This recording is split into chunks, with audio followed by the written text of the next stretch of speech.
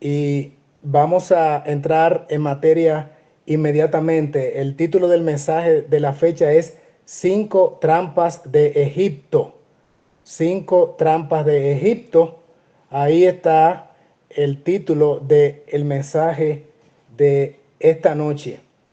Ustedes saben que Egipto es una representación del mundo.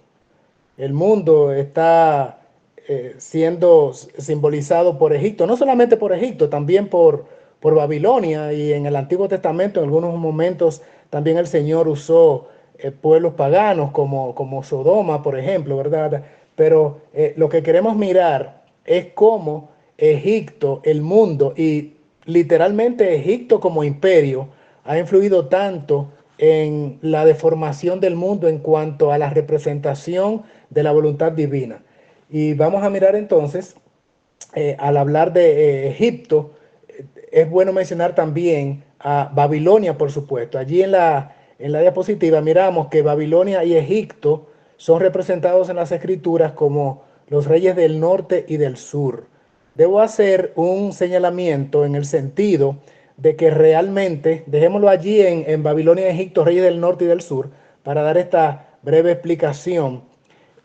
Literalmente, quien estaba realmente al norte de Palestina, de Judá, de Judea, no era precisamente Babilonia, pero se habla de Babilonia en el sentido de que las invasiones militares a Judá, a Israel, venían siempre por el norte. O sea, cuando Babilonia invade a el pueblo de Dios y lo lleva cautivo, ustedes recuerdan allá en los tiempos de Ezequiel, de Jeremías, de Daniel, lo hizo por el norte, aunque realmente Babilonia estaba más al este, pero era muy complicado atravesar un inmenso desierto que separaba a Judea de Babilonia. Por lo tanto, los babilonios lo que hicieron fue bordear el desierto y entonces entraban a Judea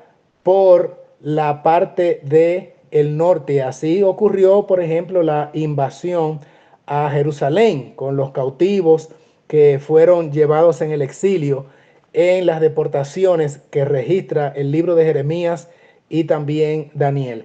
Desde entonces, los israelitas han ubicado a Babilonia desde el punto cardinal del norte, lo asocian con el norte, aunque realmente estaba más al este. Y Egipto, entonces sí quedaba al sur de la Tierra Santa. Por eso, cuando miramos en el libro de Daniel, el primer rey del norte que aparece allí es el simbolismo para identificar o representar a Babilonia. Babilonia, rey del norte, y Egipto, rey del sur.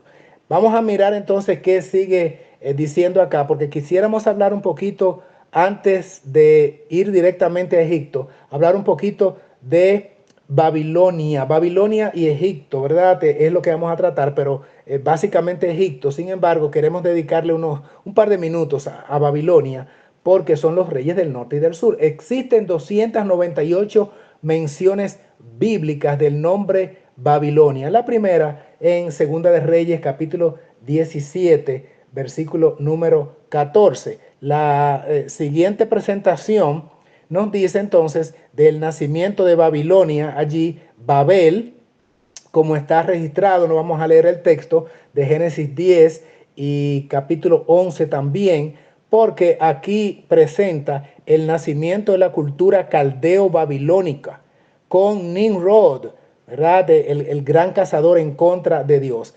Así es que allí tenemos primariamente el nacimiento de Babilonia, pero atención que antes de Babilonia ya existían los egipcios. O sea que estoy hablando primeramente de Babilonia, pero nos vamos a enfocar en Egipto. Y quise hacer esta reseña de estos rey del norte y rey del sur. Y por eso entonces comienzo con Babilonia, cuyo nacimiento, reitero, fue allá con Nimrod en la torre de Babel. Entonces, allí comenzó el misticismo, allí comenzó la religión espiritista, por así decirlo de alguna manera. Y aparece Nimrod allá en el Génesis, que para los israelitas era el mismo Baal. Ustedes conocen la famosa trilogía pagana de Nimrod, Semiramis o Semiramis, le llaman algunos, y Tamuz, que es en la leyenda o tradición pagana, el hijo de Nimrod y Semiramis. Semiramis también llamada Istar o Istar, y entonces Tamuz. Todo esto es el nacimiento, podríamos decir, de el espiritismo antiguo, que fue la base o plataforma de las tradiciones que a través de las generaciones y a través de los imperios, pues han cursado a través de las hojas de la historia hasta llegar hasta nuestros días, y con cantidad de simbolismos y de simbolismos de lo que son los mitos de las antiguas culturas paganas. Miren, por ejemplo, la siguiente representación o diapositiva, algunas de las cosas que surgieron de aquella cultura babilónica. Por ejemplo, Baal, que ya les dije que era el mismo Nimrod, se derivan algunos nombres interesantes. Yo pienso que esto es un aporte cultural, histórico y, por qué no, hasta espiritual o bíblico, porque directamente conecta a personajes que incidieron en el Antiguo Testamento y que le dieron forma a lo que sería eventualmente la apostasía a través de los siglos. Miren allí cómo aparece, por ejemplo, lo que se deriva de Baal, Caana Bal. De ahí se deriva la palabra caníbal. Miren la forma de escritura. Caana con H intercalada y entonces Bal, Caana Bal. Este era un sacerdote que oficiaba en las ceremonias donde se ofrecían sacrificios humanos. Ustedes recuerdan en la Biblia aquel famoso dios Moloch con los brazos arqueados y que le ponían allí leña y prendían fuego y hacían sacrificio de bebés, de niños, ¿verdad? Particularmente los primogénitos. Bueno, pues el sacerdote idolátrico, satánico que oficiaba en esa ceremonia se le llamaba Caana Bal. Esto está tomado del libro de historia del misticismo y de religiones antiguas. Es una enciclopedia que poseo y entonces están estas fuentes. Y de allí se deriva el término que utilizamos hoy, caníbal, de Caana Bal, y tal vez no sabíamos la conexión que había, pero muchos términos o expresiones vienen precisamente de estos rituales paganos, antiguos, satánicos, solo que en la palabra en español, caníbal, ha cambiado la B labial o la B larga por la B dental, que es también llamada la B corta o la V. Y entonces caníbal lleva V corta, pero la fonética o sonido viene de val. Ese caníbal es con V corta, pero tomada la fonética de la B labial o B larga. De carnaval entonces viene caníbal. Otra palabra, carnaval, otro término empleado modernamente, fiesta de la carne, carnaval. Otra vez allí aparece la palabra carnaval con la V dental o V corta, pero tomado otra vez en la fonética de la expresión o de la palabra carnaval. Y lo mismo ocurre con festival, fiesta a Baal, festi de fiesta, Baal, una fiesta dedicada a Baal, y entonces aquí viene la palabra moderna en nuestro idioma. Y es asombroso y hasta de alguna forma uno diría hasta risible, que hoy se usa ese término hasta en los templos. Vamos a hacer un festival de canto en la iglesia y se usa el término festival, una fiesta a Baal. Pero tal vez las personas que emplean la nomenclatura o la declaración o esa expresión, ese vocablo, no hacen la conexión, pero allí están las raíces de nada menos que Baal, este grande primero en la tierra que le hizo la guerra a Dios, de donde surgió el imperio, ya dije, cardeo babilónico, con Nimrod, que los hebreos le llamaban Baal. Y también la palabra Ninus, ustedes recuerdan que dice que Nimrod, entre las ciudades que fundó, estaba Nínive, porque Ninus era un apóstrofe, una manera corta de mencionar el nombre de Nimrod, Ninus, como un apodo. E interesantemente, las primeras tres letras de Ninus es N-U-N, que es la palabra en inglés para monja. Monja es Nun, y de allí entonces está tomado la expresión de Ninus. Y también nunciatura, que son las sedes diplomáticas del Vaticano en los diferentes países. No se llaman embajadas, sino se llaman sedes diplomáticas, no embajadas, sino que se llaman Santa Sede o nunciaturas. Y el encargado, vamos a decir, el encargado diplomático del Vaticano se llama entonces el nuncio apostólico. Todo esto viene como derivación de Nimrod, interesante, ¿verdad? Todas estas palabras que hemos visto allí. Ahora bien, vamos a mirar cómo también se distorsionó los nombres de festividades. Allí vemos Astored, Astarte, Istar, toda esa era Semiramis. Eran otras maneras de llamar a Semiramis o Semiramis, como lo estamos mirando, Astoret, Astartet, Istar, Istar. Entonces, esta última palabra que aparece allí arriba a la derecha, Istar, E-A-S-T-A-R, East, de este, quiere decir este, el polo este, y star quiere decir estrella, la estrella del este o la estrella del oriente. ¿Quién era la estrella del oriente? Istar, precisamente Semiramis, supuestamente la esposa de Nimrod o de Baal, se llamaba Istar, que aparece en la Biblia allí. Recuerden ustedes que aparece en las escrituras, en Ezequiel. Y entonces es interesante cómo, por ejemplo, en inglés, el feriado de esta semana dedicada supuestamente digo supuestamente, a la pasión de Cristo, en español le llaman la Semana Santa, que ustedes saben que de santa no tiene absolutamente nada. Ustedes saben que por lo menos acá en el país donde yo vivo, donde yo resido, en 7 días que tiene la Semana Santa, hay más tragedias, accidentes, crímenes y actos delictivos que en todo diciembre, en la llamada Navidad, en la fiesta pagana de Navidad. Pues en esa semana, con frecuencia, hay más tragedias que en todo el mes de diciembre. Es asombroso, sin embargo, se le llama la Semana Santa. ¿Y cómo se le llama en inglés? Easter. Easter, en honor a la estrella del oriente, la estrella del este, Easter.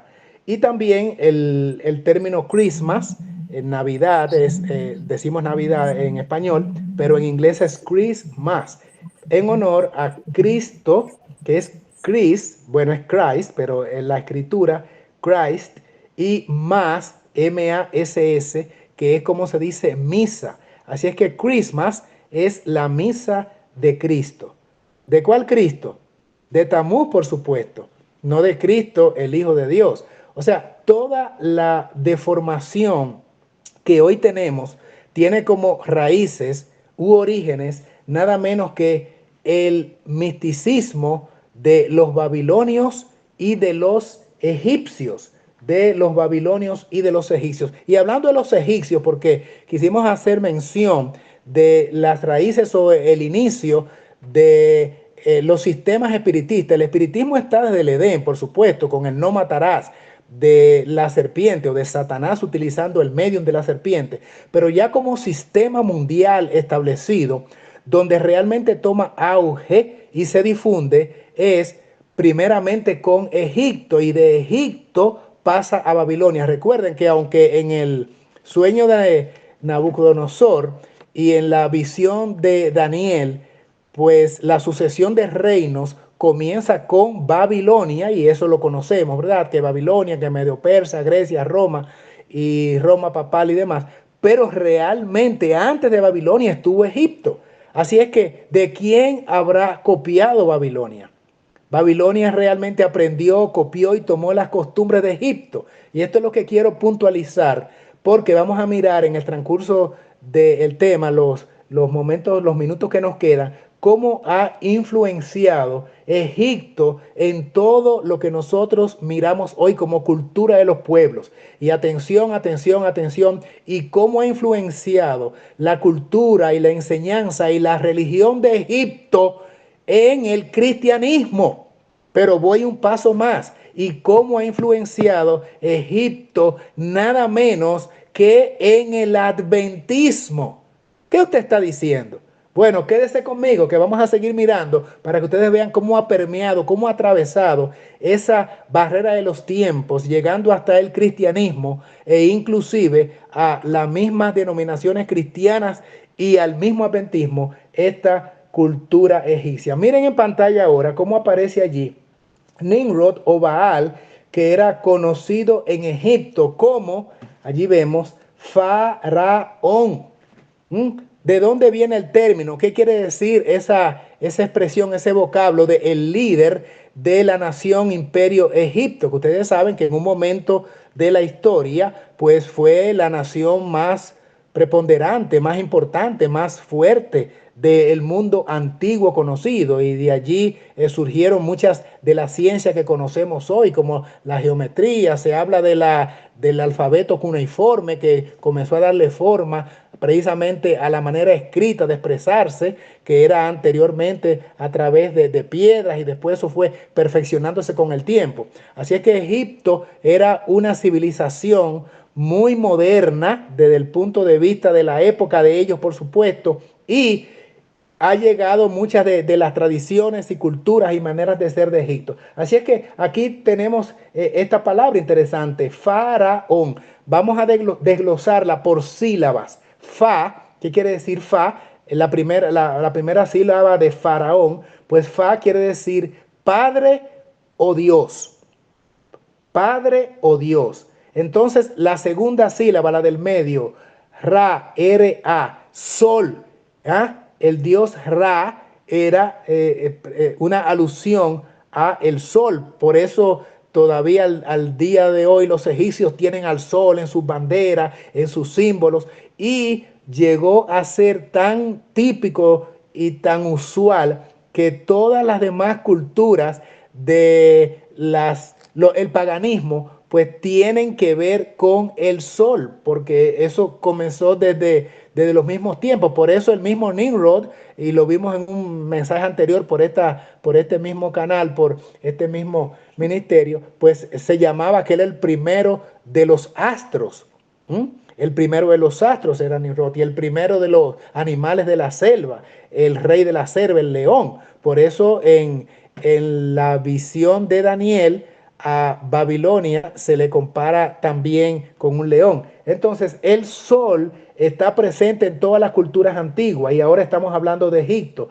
Y la otra sílaba, porque estamos desglosando faraón, entonces on es hijo. Y esto es faraón, que quiere decir hijo del padre sol o hijo del dios sol. Interesante, ¿verdad? Faraón, hijo del dios Sol. Faraón, hijo del Padre Sol. Este es el intento del enemigo, por supuesto, para desvirtuar la relación padre-hijo del Padre eterno con su amado Hijo, nuestro Señor Jesucristo, a través del cual se han hecho todas las cosas. Y Cristo es el sol de justicia. Pero por supuesto la intención diabólica es siempre desfigurar lo que es la enseñanza escritural inspirada, clara y definida. Entonces, miremos a la otra diapositiva que tenemos acá, donde también el paganismo ha presentado en la cultura moderna cantidad de enseñanzas que vienen precisamente de los egipcios, como Odín era el nombre de Baal. Odín se usa, es la expresión que se usa en Escandinavia, los escandinavos por allá, por Dinamarca, los celtas, esas naciones de Europa de donde fueron la derivación de los 10 cuernos que aparece allí con la bestia de Daniel 7 y que fueron tumbados 3 reinos, ustedes recuerdan, para entonces emerger o que se erigir un nuevo reino que era el cuerno llamado pequeño que llegó a ser más grande. Entonces esos 10 dedos de Daniel 2 y esos 10 cuernos de Daniel 7 precisamente son esos reinos de Europa, y allí entonces están los celtas, los escandinavos, y Odín era el nombre que se usaba en esa región del mundo para referirse a Baal, porque Baal, que es originalmente Nimrod, cambia de nombre dependiendo de las culturas, de los pueblos, de los continentes y de las enseñanzas religiosas particulares y distintivas de muchas naciones del mundo. Por eso en la India lleva un nombre, en China lleva otro nombre, en los países celtas de Europa lleva otro nombre, en Japón también, y a través de los pueblos, los imperios, como los griegos, los romanos, los asirios, va cambiando de nombre, pero no es otra cosa que la misma intención de la religión falsificada de introducir un culto contrario a la adoración que se presenta en la Biblia dedicada a Dios, y por supuesto también para echarle sombra a la obra creadora de Dios, incluyendo por supuesto el monumento de su creación, que es el séptimo día, ¿verdad? Así es que todo esto es un plan satánico. Miren aquí entonces que Odín era el nombre de Baal para los escandinavos, y Odín vamos a decir, evolucionó, por decirlo de alguna manera, en las culturas antiguas con el nombre de San Nicolás, para luego pasar a llamarse Papá Noel, Papá Noel, Papá Noel, hasta que llega a América, porque todo ha sido una evolución a través de las culturas paganas y las civilizaciones modernas. Entonces llega a América como el simpático Santa Claus, ¿verdad? Que hoy se reconoce que el 25 de diciembre no es otro que Odín, no es otro que el mismo Baal. Pero la intención del enemigo es camuflarse, esconderse a través de todas estas culturas paganas que contrarían los preceptos divinos y tergiversar el relato original bíblico de la creación de Dios a través de su Hijo, los mandamientos de la ley de Dios que establecen la adoración solamente a Dios y a ningún otro, y la creación en 6 días y el reposo el séptimo día. Todo esto ha sido un plan orquestado por la mente maquiavélica, diabólica del dragón, la serpiente antigua que es diablo y Satanás, utilizando a los imperios y utilizando a las naciones del mundo para lograr sus fines. Entonces, la siguiente relación que queremos mirar aquí es donde dice que la adoración pagana fue asimilada en el pueblo de Dios. Y aquí sí estamos ya confrontando una situación delicada y peligrosa. Porque si el paganismo, amados amigos y hermanos, se hubiese quedado entre los pueblos paganos que niegan y rechazan a Dios, estaríamos tal vez nosotros diciendo, bueno, estamos salvaguardados, estamos cuidados, estamos protegidos. Hasta nosotros no ha llegado afortunadamente la tradición de los paganos, y nosotros estamos inmunes a eso, estamos totalmente como blindados, como se dice, ¿verdad? En un vehículo protegido, en una casa blindada, o sea, con una protección que no nos llegan los dardos del maligno. Pero lamentablemente no hemos utilizado o no estamos utilizando las armas de defensas espirituales que presenta Efesios capítulo 6. Y sí, tristemente debemos admitir y decir que la adoración pagana fue asimilada dentro del pueblo de Dios.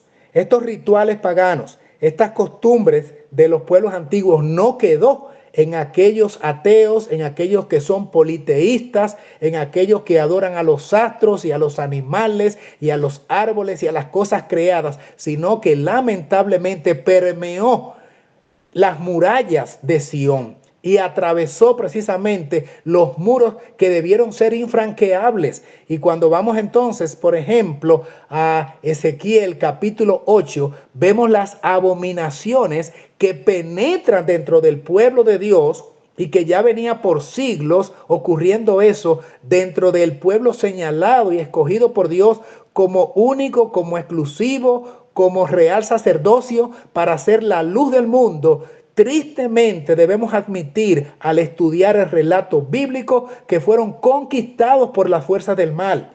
Las instituciones paganas diabólicas penetraron dentro del pueblo de Dios y es lo que miramos en Segunda de Reyes capítulo 23 versículos 4 y 7 que ahora queremos leer.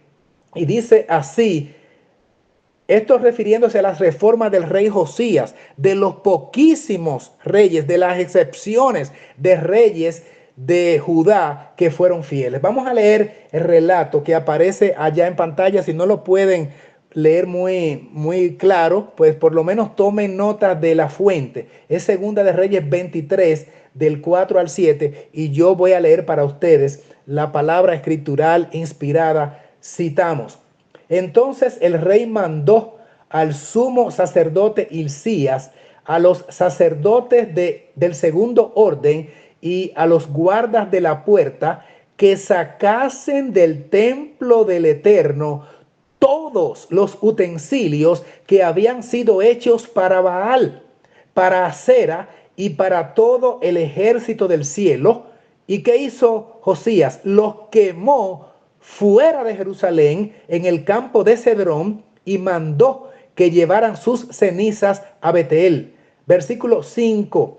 Quitó los sacerdotes idólatras que los reyes de Judá habían puesto para quemar incienso en los altos, en las ciudades de Judá y en los alrededores de Jerusalén. ¿A quién adoraban? A Baal, al sol y a la luna y a los signos del zodíaco y a todo el ejército del cielo. Ven, hermanos queridos, que sí penetró el paganismo en el antiguo Israel. Ven que sí realmente fue conquistado el pueblo de Dios con las prácticas, costumbres, actitudes, culturas, forma de adoración de los pueblos paganos, de aquellos enemigos de Dios. Sí realmente lograron penetrar los muros santos de Sión para introducir esa adoración falsificada, esas prácticas idolátricas que eran horripilantes, con ofrendas de seres humanos, con cultos verdaderamente lasciviosos, inmorales. Vamos a seguir mirando aquí los versículos que restan, el 6 y el 7. Estamos en Segunda de Reyes 23 leyendo las reformas del rey Josías. Verso 6. Sacó también la imagen de Acera fuera de la casa del Eterno. Estaba dentro del templo. Estaba justamente la adoración falsificada dentro de los, adorando precisamente a Acera, a Baal, a todos estos dioses falsificados, y nada menos que las imágenes, como también lo relata y ya lo mencionamos hace un minutito, allí en Ezequiel capítulo 8, cuando entonces en el 9 se da la orden: pasa por en medio de la ciudad porque no ve todas las abominaciones que hace el pueblo, y está siendo liderada por los 25 ancianos y por los 70 de la junta ampliada de los dirigentes de Israel, y el pueblo está participando, y prácticamente es una apostasía masiva, y solamente los señalados pues fueron librados. La Biblia habla de eso. Entonces, así fue hecho, como dice aquí el versículo 6. Sacó la imagen de Acera fuera de la casa del Eterno, fuera de Jerusalén. La quemó en el torrente de Sidrón hasta convertirla en ceniza, que echó dicha ceniza sobre los sepulcros del pueblo. Y entonces el versículo 7, terminando la narrativa, dice: además, derribó las casas de los sodomitas religiosos. Miren bien, hermanos, hasta dónde llega la apostasía de un pueblo realmente que le ha dado la espalda a Dios, que estaban en la casa del Eterno, como los sodomitas dentro del templo. Eso es lo que yo estoy leyendo en la Biblia. ¿Saben de qué se trataba allí, hermanos amados y hermanas mías? Se trataba de los cultos sexuales de sacerdotisas del templo que eran prostitutas, cuyas prácticas se la dedicaban a los dioses falsos, dioses paganos. Y allá había todo lo que se llama una anarquía de concupiscencia, de una actitud licenciosas y de orgías de depravación sexual. Dice que estaban en la casa del Eterno, donde las mujeres tejían pabellones, hacían como especie de cabañas, para el poste idolátrico. Ustedes saben cuál era el poste idolátrico. Era una especie de obelisco donde representaba este obelisco a los genitales masculinos, y ahí ofrecían adoración, y había una perversión de sacerdotes, de adoradores y de los miembros del pueblo de Israel, nada menos que a Satanás y a estos sacerdotes. Pero lo grande del caso es que esto ocurría en Jerusalén y dentro del templo. Increíble la paciencia de Dios, ¿verdad?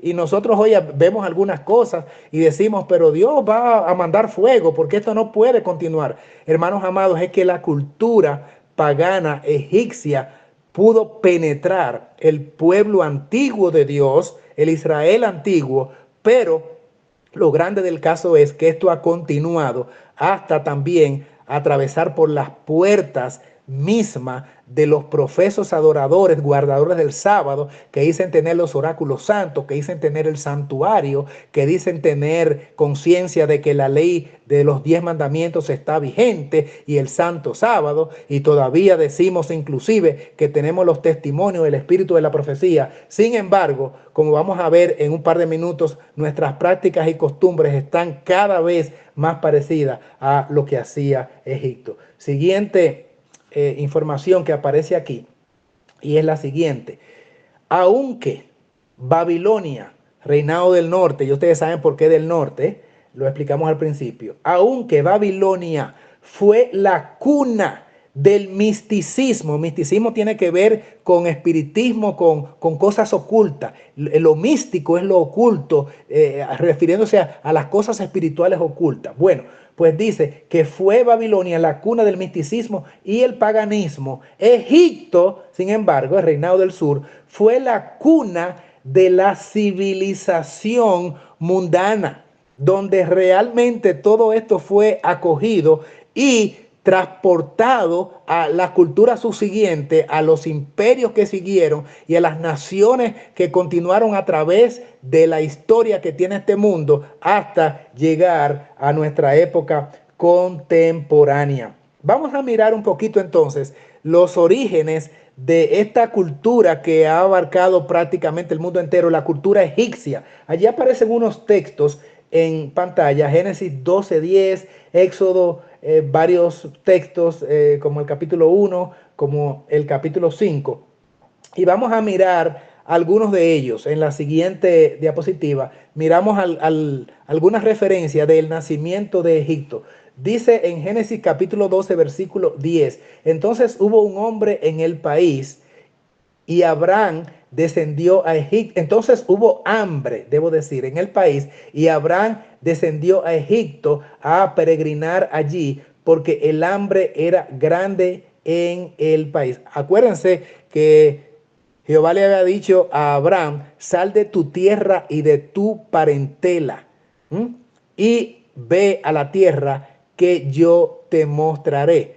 Pero Abraham vivía en Ur de los caldeos, y allí más adelante surgió nada menos que el imperio babilónico. Así es que a la primera persona que se le dice sal de Babilonia fue Abraham, que después llegó a llamarse, por supuesto, Abraham. Entonces, ya llegado Abraham a la tierra, entonces le dice, sal de allí porque desciende a Egipto y ve a morar allí porque hay mucha hambre. Había la hambruna famosa, aquella que golpeó la tierra en ese tiempo. Entonces vamos a mirar cómo sigue el desarrollo de Egipto. En Éxodo capítulo 1, vamos a ver varios versículos. Dice el verso 8, entonces se levantó un nuevo rey sobre Egipto que no conocía a José y dijo a su pueblo. Ustedes recuerdan la historia de José cuando las 7 vacas flacas, el sueño de las 7 espigas y demás cosas. Entonces, esa hambruna provocó que hubiese una inmigración, como ocurre hoy en día con los países y los habitantes de los países más pobres que van en busca de los países más desarrollados para buscar una mejor calidad de vida, desarrollarse en diferentes ámbitos, proveer para sus familias. Y la inmigración, una de las razones o causas primarias desde siempre ha sido las malas condiciones en los países nativos de las cuales son las personas, y entre ellas el hambre y el poco poder adquisitivo. Eso es desde siempre, eso es bíblico. Entonces, ¿qué ocurre? Miremos allí Éxodo versículo 9, estamos en el capítulo 1 de Éxodo, verso 9. El pueblo de Israel ha llegado a ser mayor y más fuerte que nosotros. Esto es lo que están diciendo ahora los egipcios. Y amargaron su vida con duro trabajo de barro y ladrillo y con toda labor de campo. Y en todo su servicio los obligaban con rigor. Dijo también Faraón. Recuerden qué significa Faraón, ¿verdad? Hijo del dios Sol. Pero es el título con el que se designa al líder, a el monarca de esa nación pagana, Egipto. ¿Qué dijo? Ahora que el pueblo del país es mucho, vosotros los hacéis descansar de su trabajo. Recuerden que después que muere José y viene y mueren también los hijos de Abraham y de Jacob, entonces, ¿qué ocurre allí, hermanos queridos? ¿Qué ocurre allí? Pues lo que viene lamentablemente es que el pueblo llega a ser esclavo de Egipto. Inmigraron buscando una mejoría a sus vidas y terminaron siendo esclavos por cientos de años. A veces hay que pagar un alto precio por la inmigración, ¿verdad? Buscando tal vez uno, como se dice ahora actualmente en relación a los Estados Unidos, el sueño americano, sueño que muchas veces llega a convertirse en una gran pesadilla. Miremos la siguiente diapositiva entonces. Capítulo 5, versículo 6. Capítulo 5, verso 6. Dice, y aquel mismo día Faraón mandó a los cuadrilleros encargados del pueblo y a sus capataces, diciendo, de aquí en adelante no deis más paja, que era parte de la materia prima para hacer ladrillo, como hasta ahora lo habéis hecho. Vayan ellos y junten la paja por ellos mismos, porque se le daba una ayudita, se le proveía del material y de la materia prima, pero ahora ese era un trabajo que ellos tenían que hacer. Y en el versículo 8 dice, y les impondréis la misma tarea de ladrillo que hacían antes, no le disminuiréis nada, porque están ociosos. Por eso levantan la voz diciendo, vamos a ofrecer sacrificios a nuestro Dios. Agravad su trabajo para que se ocupen en él y no atiendan a palabras de mentira. Vamos a seguir leyendo la siguiente diapositiva que continúa con esta historia. Y azotaban a los capataces israelitas que los cuadrilleros de Faraón habían puesto sobre ellos. Les decían, ¿por qué no habéis cumplido vuestra tarea ni ayer ni hoy, como la hacíais antes? Y los capataces israelitas fueron a Faraón y se quejaron a él y le dijeron, ¿por qué haces eso con tus siervos?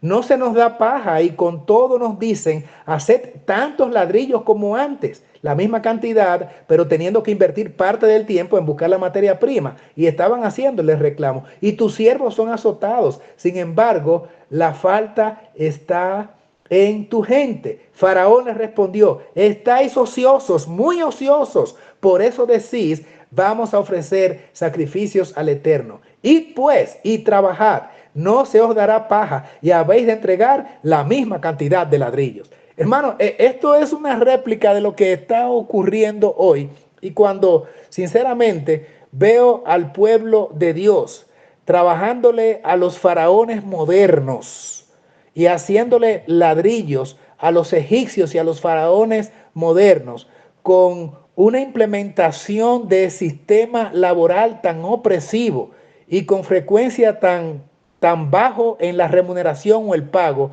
yo digo, es una emulación, es realmente una copia del sistema antiguo donde Egipto esclavizó al pueblo de Dios a través de mecanismos de opresión. Eso es precisamente y justamente lo que está ocurriendo hoy en día, tristemente. Y el pueblo de Israel fue esclavo en Egipto, pero en Egipto, hermanos amados, no podían obedecer a la divina ley. De hecho, ni siquiera había todavía sido promulgada, aunque ya la sabían por referencia. En Egipto no podía el pueblo de Dios crecer en gracia, ni siquiera guardaban el sábado. Y los padres no tenían la libertad y las madres de enseñar a sus vástagos, a sus hijos, porque sencillamente en esclavitud usted es un siervo, obedece órdenes. Y no solamente que estaban sometidos o sujetos a la instrucción del faraón para producirle al sistema de gobierno las ganancias o los recursos que necesitaban para mantenerse como imperio, porque no solamente era hacer ladrillos, eran los constructores también de las grandes pirámides, de los edificios, eran los esclavos, eran los peones, el pueblo de Dios eran los peones. Eran los que debían trabajar como esclavos a tiempo completo, so pena de recibir azotes si no lo hacían como estaba indicado por el sistema de gobierno opresor. Las dictaduras y donde hay un sistema o un régimen dictatorial con implacable, con un sistema de no libertades, siempre ha sido una desgracia. Y eso es una maldición donde quiera que ocurra. Vamos a mirar entonces cómo sigue la siguiente diapositiva acá. Dice entonces la siguiente. Miren cómo ahora hay como una transición, hay un paso de los tiempos de los egipcios a la Edad Media y al siglo XVI. Y aquí de manera interesante, miren quiénes surgen. Los jesuitas de Ignacio de Loyola. Y dice aquí este párrafo que voy a leer ahora y luego les digo la fuente. Los jesuitas invadieron el Nuevo Mundo. Ya olvidémonos ahora de lo que fue, ¿verdad?, esos reinos antiguos y vamos ahora a la época de la Edad Media. Los jesuitas invadieron el Nuevo Mundo. Ustedes saben cuál es el Nuevo Mundo, América, ¿verdad? Porque a Europa se le llamó el Viejo Mundo, quedando completamente establecidos los jesuitas ahora en el Nuevo Mundo. Y desde entonces han empleado sus métodos característicos. Su propósito es obtener la dirección exclusiva de la educación para quedarse con los jóvenes y moldearlos de acuerdo a su patrón. ¿Quién dice eso, hermanos? Eso lo está diciendo este libro que yo tengo acá, que se llama Estudio sobre la Educación Cristiana, de el hermano Edward Alexander Sutherland, de los contemporáneos de Ellen White. Sutherland, el que estableció junto con Madison, junto con Magan y con la misma sierva de Dios, Ellen White, los principios que Dios les mostró a ella en visión. Pues Spalding también, Spalding, Magan, Madison y Sutherland fueron los pioneros de la educación adventista como Dios quiso que fuera. Eso es muy interesante. Pero dice esta cita de la página 13 de este libro que era una intención para contrarrestar la educación de los jesuitas que ya estaba en todo el mundo. La siguiente dice así: las denominaciones protestantes, la siguiente diapositiva dice, las denominaciones protestantes no pudieron llevar el mensaje de la verdad presente. Recuerden que hubo una reforma en la Edad Media, sin embargo, ellos no asimilaron la verdadera educación. Y esas denominaciones protestantes no pudieron llevar el mensaje de la verdad presente. ¿Por qué? Debido a que no buscaron romper todo yugo de la educación mundana. Siguieron siendo instruidos con la cultura egipcia. Sigue más. No se educaron para preparar un pueblo que entendiera el mensaje y luego lo diera al mundo. Libro Escuela de Madison, página 28. ¿Por qué el protestantismo no ha conocido del mensaje de Apocalipsis 14? Sencillamente porque no aceptaron la educación como Dios la estaba brindando, sino que siguieron la línea de los jesuitas. Por eso el pastor White, Jaime White, James White, dijo que lo triste de la reforma es que no siguieron reformando. No continuaron reformándose y asimilaron cantidad de cosas de los católicos, el mundo protestante.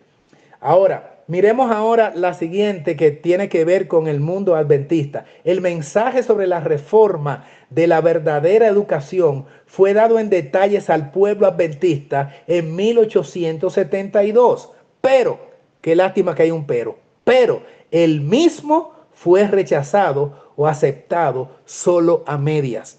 El adventismo no asimiló la educación correcta de Sutherland, de Madison, de Ellen White. Tristemente, The Spartan Maga no lo asimiló ese sistema educativo. Y por esa razón ocurrió lo que miramos en la siguiente diapositiva, la transculturación y la aculturación, que es muy brevemente la definición de transculturación. Cuando un imperio, cuando una nación conquista a otra y le impone sus métodos, su cultura, su costumbre, y el pueblo conquistado entonces termina haciendo las cosas, los hábitos, la costumbre, comienza inclusive a hablar como los que lo conquistaron. Entonces ha habido lo que se llama en sociología una transculturación. El pueblo que fue conquistado termina con las prácticas del pueblo que lo conquistó. Y entonces la aculturación es lo que ocurre cuando un pueblo ha sido conquistado, pero su cultura es tan fuerte en algunas áreas que los que fueron conquistadores terminan asimilando algunas cosas del pueblo nativo que fue conquistado. Les pongo un ejemplo de aculturación.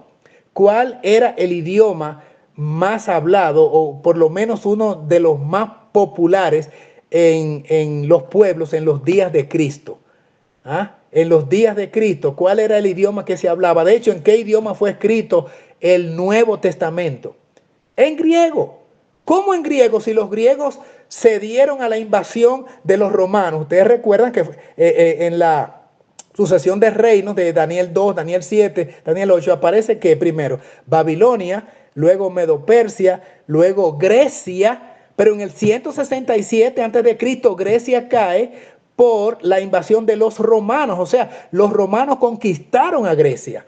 Sin embargo, aunque los romanos dominaban gran parte del mundo y Palestina, lo que era Judea, Jerusalén en los tiempos de Cristo, el idioma que se hablaba era el idioma griego. Claro, se hablaba arameo, también se hablaba el hebreo, pero había una gran influencia de la cultura helenística que ya había desaparecido como imperio mundial, porque hace rato que había pasado Alejandro Magno y los 4 generales que se subdividieron en reinos, eso lo conocemos por la historia. Sin embargo, la cultura griega quedó acentuada aún influyendo en los conquistadores. Así es que eso es una aculturación en los términos o vocablos de la sociología. Vamos a mirar otro parrafito acá del mismo libro de este pionero, que es Sutherland, llamado Estudios sobre la Educación Cristiana.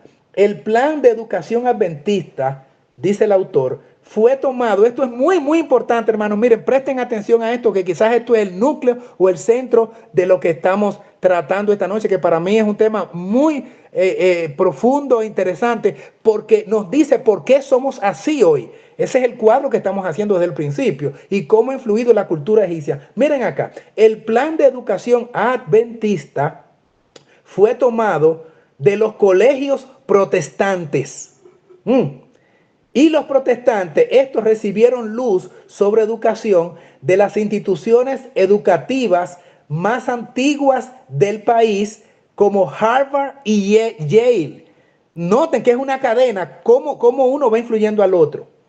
Y estas universidades norteamericanas donde asistieron los protestantes, Harvard y Yale, que fueron de las más antiguas en los Estados Unidos, ¿de dónde se nutrieron Harvard y Yale? Estas tomaron prestada la educación o la cultura de la Universidad de París. Recuerden que Francia y Europa es primero que América. Así es que América y estas universidades se nutren nada menos que de la Universidad de París, capital de Francia, dirigida o presidida por el papado, por el sistema clerical papal. Recuerden que antes de la caída de Pío VI, cuando después de los 1260 años cae Roma papal, pero antes de la caída, ellos tenían una influencia en toda Europa, incluyendo Francia. Así es que la educación, la cultura de Francia estaba permeado por el sistema papal. Ahora, ¿de quién aprendió el sistema papal?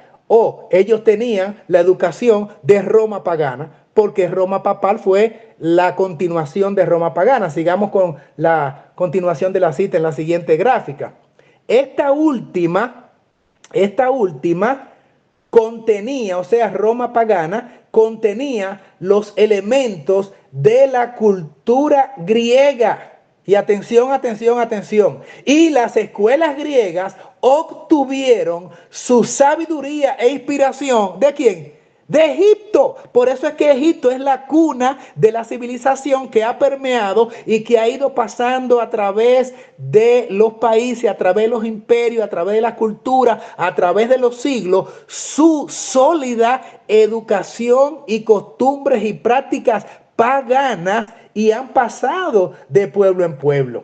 Por eso termina Sutherland diciendo: Egipto llega a ser conocido como la fuente de toda sabiduría mundana que valía la pena estudiar. Edward Alexander Sutherland, Estudios sobre la Educación Cristiana, página 86-87, pionero contemporáneo de Ellen White y de los mentes más preclaras que tuvo que ver con el tema de la educación, junto con Madison, junto con los personajes que ya les he mencionado.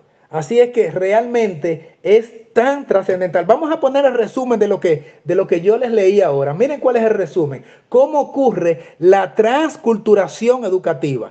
¿Cómo somos formados y permeados aquí? Y voy a dar un dato ahora. No solamente la educación ha sido invadida desde el punto de vista de lo académico, en lo que tiene que ver con el programa de estudio que se da en la escuela elemental, en la escuela secundaria, sino que esto ha tenido que ver también con la mentalidad de la educación a nivel superior, o la teología adventista ha sido invadida también por las prácticas de Egipto. ¿Cómo se da este fenómeno? Miren aquí cómo ocurre la transculturación educativa, que es lo que vimos en los párrafos anteriores. De Egipto pasa a Grecia.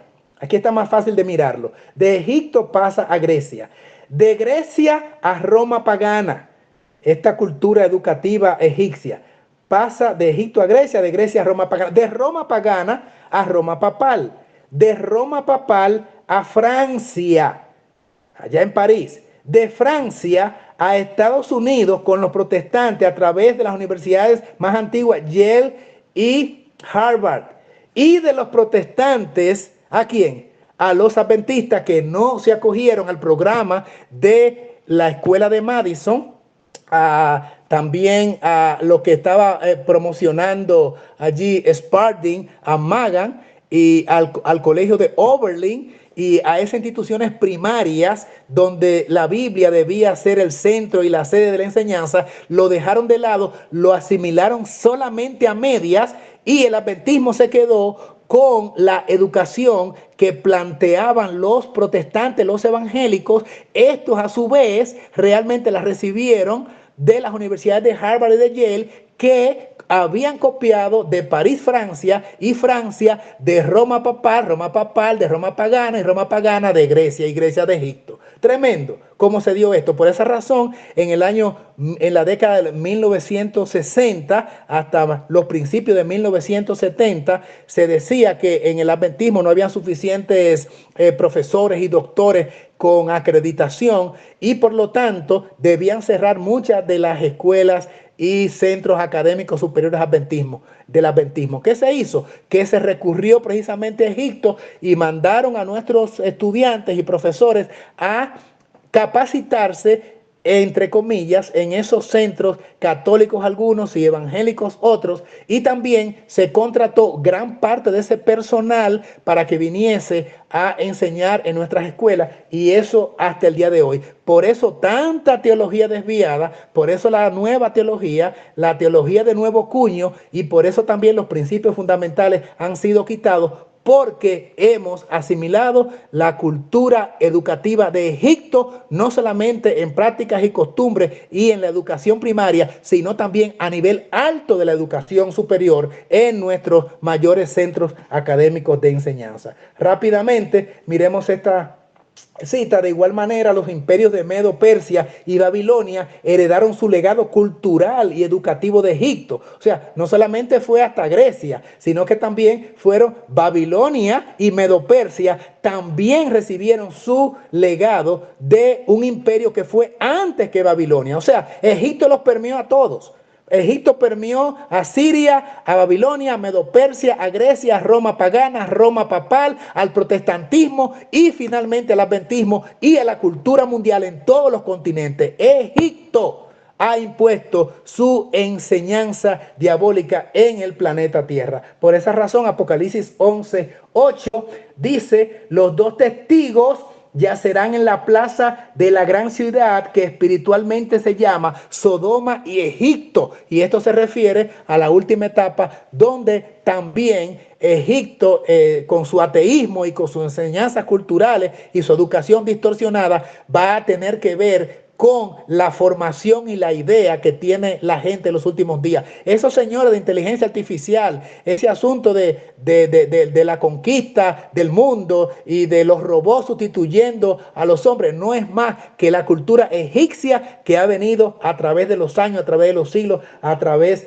de los imperios. Avanzamos entonces y vamos a mirar la primera cita que presento aquí de los testimonios. Ellen White, Servicio Cristiano, página 50. Me lleno de tristeza, dice la inspiración, me lleno de tristeza cuando pienso en nuestra condición como pueblo. El Señor no nos ha cerrado el cielo, pero nuestra propia conducta de permanente apostasía nos ha separado de Dios. Y sin embargo, la opinión general es que la iglesia está floreciendo y que existe paz y prosperidad espiritual en todos sus términos. ¿Qué dice entonces? La iglesia ha dejado de seguir en pos de Cristo, su líder, y está volviéndose firmemente hacia Egipto. La iglesia no está floreciendo, la iglesia está volviendo hacia Egipto, como querían los israelitas cuando salieron de Egipto y estaban en el desierto, querían regresar. Hoy la iglesia quiere volver otra vez a Egipto y ha vuelto con su educación, ha vuelto con sus prácticas, ha vuelto con su cultura, ha vuelto con su teología falsificada. Todo eso producto de haber dejado a Cristo. Las trampas de Egipto, y ya en los minutos finales, se simplifican con esto que está ahora en pantalla. Trampa número 1, falsa educación, intelectualismo sin Dios, cultura mundana como las modas, la alimentación, la curación falsificada, esa farmaqueia, y la música también idolátrica, la música secular, la música mundana. Jeremías 10:3 dice: porque las costumbres de los pueblos son vanidad. Y toda esta mundanalidad es heredada precisamente de los patrones de la cultura mundana y satánica de Egipto, que está en el cristianismo hoy día y está en el adventismo. Trampa número 2, diversión y entretenimiento. Segunda Timoteo 2:22 se nos recomienda allí, se les dice a los jóvenes especialmente: huye de las pasiones juveniles, le dice Pablo a Timoteo. Huye de las pasiones juveniles. Las diversiones y el entretenimiento que tenía el pueblo de Dios al pie del monte Sinaí, donde el pueblo se levantó a jugar y a danzar y a bailar. Y cuando Moisés desciende, los encontró en una orgía, muchos de ellos desnudos y una perversión terrible. Precisamente eso ha sido legado a la posteridad, y esas pasiones desordenadas, esa laxivia que luego se convirtió en adoración y el culto hasta en los mismos templos con la prostitución sacerdotal y de las rameras que oficiaba en el templo. Eso es, desde el punto de vista cultural histórico, idea de Egipto, y eso lo estamos mirando en el día de hoy. Trampa número 3. Aquí está, sexo y placeres ilícitos. Dice Efesios 4:19 y Primera de Pedro 2:11, tiene la misma idea. Huye de los deseos carnales y de la concupiscencia. Por eso es que Egipto se puede traducir como el mundo. Egipto es el mundo, por eso dice que salgamos del mundo. Pero también dice la Biblia salir de Babilonia. Pero señores, ¿de quién aprendió Babilonia? Lo hemos visto a través de toda la noche. Quien realmente fue que permeó las prácticas y costumbres de Babilonia no fue otro sistema, sino que el de Egipto. Trampa número 4, bienes materiales. ¿Qué dice Filipenses 3:8? Este texto yo lo quiero leer en extenso, no simplemente resumido. Dice Filipenses 3:8, ciertamente aún estimo, esto es Pablo hablando, ciertamente aún estimo todas las cosas como pérdida por la excelencia del conocimiento de Cristo Jesús, mi Señor, por el cual lo he perdido todo y lo tengo por, atención, atención, atención, y lo tengo por estiércol, dice la versión antigua, para ganar a Cristo. Dice Pablo que todo lo abandona, todo lo tira, todo le pierde interés, todo lo desecha, está dispuesto a abandonarlo todo y lo tiene por estiércol con tal de ganar a Cristo. Ahora, la palabra estiércol en griego, en Filipenses 3:8, es la expresión skubalón. Allí está en grande en pantalla, skubalón. Y ustedes saben qué quiere decir skubalón. Quiere decir excremento.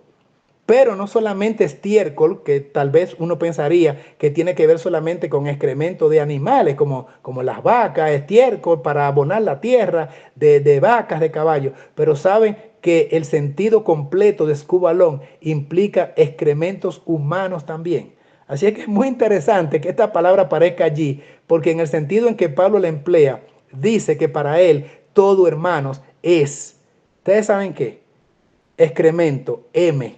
Eso mismo que ustedes están pensando. Eso es la palabra original, porque incluye excrementos también de seres humanos. Y Pablo dice, para mí es eso, todo lo que pueda ser más valioso en este mundo. Así que interesante término que aparece allí, ¿no es cierto? Y finalmente la trampa número 5, la religión falsificada, que es lo que ha entrado a través de la falsa teología por las prácticas espiritualistas camufladas de Egipto en las enseñanzas religiosas de hoy día y en la teología adventista. Esa religión falsificada, de ella se nos advirtió en Gálatas 1:8 y 9, cuando dice que si alguno predica otro evangelio contrario a el que yo te he enseñado, el evangelio puro de Cristo, el tal sea anatema. La palabra allí otro es hetero, quiere decir completamente diferente.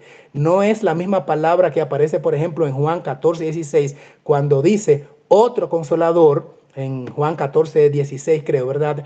Que es la palabra alos, parácletos, que quiere decir él mismo, voy a enviar otro, pero de otra forma, de otra manera. Allí alos es otro de otra forma o de otra manera, como Cristo vendría, ¿verdad? De otra forma, de manera espiritual. Pero aquí este otro no es la palabra alos, es la palabra hetero, que quiere decir totalmente diferente, completamente de la otra, contrario a esto, como decimos, heterosexual, quiere decir con atracción al otro sexo, no a tu propio sexo, que es homosexual, atracción al mismo sexo, pero cuando la palabra es hetero, quiere decir al otro, y este es el término que se emplea allí, otro evangelio completamente diferente al evangelio de Cristo, el que tal haga, entonces sea llamado anatema. Hermanos queridos, Dios nos llama a la santificación, por eso Salmo 119, último texto, verso 19 dice, ¿con qué limpiará el joven su camino? Respuesta, con guardar tu palabra. Y yo pregunto, ¿y con qué guardará el adulto su camino? Y yo digo, con guardar tu palabra también. sencillamente allí se le está hablando directamente a los jóvenes, pero con aplicación a todo el pueblo de Dios. Cuidado con las prácticas de Egipto, afiancémonos en el Señor y recuerden que en su palabra está precisamente la fórmula para estar limpio de toda contaminación de estas prácticas y culturas de Egipto introducidas en el cristianismo de hoy. Seamos fieles hasta la muerte, el Señor nos dará la corona de la vida. Maranata, Cristo ya viene. Amén. Amén, amén, gloria a Dios. Excelente, excelente. Amén. Amén. Amén. Amén. Amén. Buen Muchas estudio. gracias. Hermanos, vamos a concluir el tema con una oración para poder despedirnos. Pastor Roble, por favor, cierra el estudio con una oración. Gracias. Oramos a nuestro Dios y Padre Celestial y así le decimos, nuestro Padre Santo, le damos muchas gracias por la luz que ha arrojado a su pueblo en cuanto a estar advertidos de las artimañas del enemigo que utiliza las naciones, a los poderes del mundo, a los imperios, para también arrastrar al engaño a su pueblo. Tenemos suficiente luz hoy en día con su palabra y con los testimonios para describir cuáles verdaderamente son las cosas correctas y cuáles son las incorrectas. Tenemos suficiente claridad a través de su palabra que guía nuestra senda para no desviarnos ni a derecha ni a izquierda. Ayúdenos siempre a escuchar su voz y a no dejarnos distraer por las atracciones de este mundo que está a punto de perecer. Muchísimas gracias, Padre Celestial. Otórguenos una buena noche, un buen descanso, la presencia de su Divino Espíritu en nuestras vidas y por favor, denos su bendición. Humildemente oramos pidiendo que su palabra sea grabada en nuestros corazones a los fines no solamente de entenderla, sino también de practicarla. Así que lo pedimos todo y lo agradecemos en el bendito nombre de su amado Hijo, Cristo Jesús el Señor. Amén. Amén. Amén. Gloria a Dios. Amén. Dios les Amén. bendiga. Amén.